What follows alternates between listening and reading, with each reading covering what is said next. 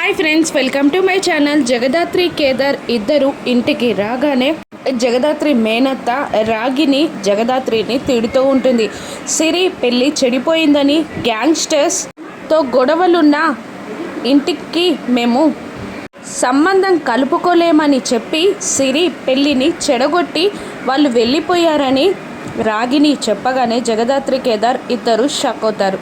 ఇక మళ్ళీ రాగిని ఇలా అంటూ ఉంటుంది, ఇప్పుడు సిరి పెళ్ళి జరగాలన్నా, ఇంట్లో సమస్యలు పరిష్కారం అవ్వాలి అన్నా నువ్వు వెళ్ళి కేసు వాపస్ తీసుకో అని జగదాత్రిపై రాగిని అరుస్తూ ఉంటుంది. దాంతో జగదాత్రి షాక్ అవుతుంది. దాత్రి వాళ్ళ నాన్నగారు ఇంత దూరం వచ్చాక జగదాత్రిని కేసు వాపస్ తీసుకోమనడం కరెక్ట్ కాదు, సమస్యకి పరిష్కారం చూడాలే తప్ప కేసు వాపస్ తీసుకోమనడం మంచిది కాదు అని వాళ్ళ నాన్నగారు అంటూ ఉండగా నిషి ఇలా అంటుంటుంది. అంటే ఏమంటున్నారు డాడీ?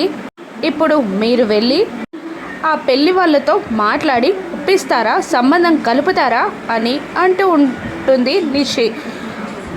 నేను మాట్లాడతా, నేను ఒప్పిస్తా అని జగదాత్రి అనగానే నిషి వాళ్ళ అమ్మ ముగ్గురు షాక్ అవుతారు.